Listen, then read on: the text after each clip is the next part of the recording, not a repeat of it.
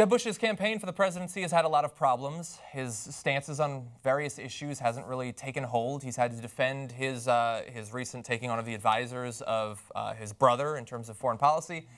He's seen as sort of a weak candidate, and he gives off the aura in his debates of being a weak man. Sounds like me answering a question about Afghan tribal differences. Like there's no passion, and it's pretty clear there's nobody's talking. There's not that much knowledge, not that much passion, and they'd rather leave. That's right. That's right. Yeah. So I believe I've nailed the exact. You have those qualities. I totally have those qualities. Don't know what I'm talking about. Fairly ill-informed, and I'm not really into giving the answer. Don't know the answer? Don't care about finding out what it is. Not going to check later. So he's going to change to a totally different subject here. Let's see if maybe he can get a little bit of that Trump magic going in his campaign. We'll explain why I'm referencing Trump there in just a second. But here he is talking about the name of the Washington Redskins. What do you think the chances are that Washington should change its nickname of its football team? I don't think it should change it. But that's, again, I don't think politicians ought to be having any say about that, to be honest with you. I don't find it offensive. Native American tribes generally don't find it offensive. We had a similar kind of flap with FSU, if you recall, the Seminoles, and the Seminole tribe itself kind of came to the defense of the university, and it subsided. It's a sport, for crying out loud. It's a football team. I mean, Washington has a huge fan base. I'm missing something here, I guess. I guess. You are, actually.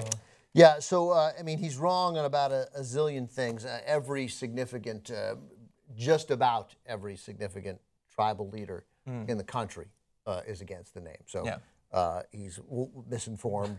The comparison of what happened with Florida State and the Seminoles is completely off, too, because that's a very specific tribe that came to an agreement with the university to continue using the name with the full support of the Seminole Nation, the actual Seminole Nation. And it's also not the jackasses. It's who a go tribe's to FSU. name versus a racial slur. Yeah, right. But there's a slight difference. There's a slight difference, but I would say that Florida State, to me, should not be using the name Seminoles, except for the fact that they came to a deal with the Seminole Nation. So okay, have at it. Exactly. Well, here's the problem, though. You know about that deal. Unfortunately, we've also figured out, or we found out, thankfully, due to some reporting from the Hill, that Jeb Bush also has a little deal going on. Yeah, they reported back on Friday that Redskins owner Dan Snyder donated $100,000 to the super PAC supporting the latest Bush's presidential run. Well, isn't that interesting? That's the sort of donation that makes you not care so much about the racial slurs. It's just a game. Dan It's just a game. Snyder. Yeah, just a game. Why do you care so much? Why do you care so much? If it's just a game and it's just a fucking name, change the name. You still got the game. What's the difference? People who watch this show are probably bored of me saying this. I can't find the article I'm looking for. Dan Snyder is the worst owner in professional sports. It's not close. Donald Sterling had a beat. Donald Sterling is gone. It's Dan Snyder. He is a despicable, horrible man. He has taken a franchise that mattered in the NFL, and he has made them horrible and irrelevant.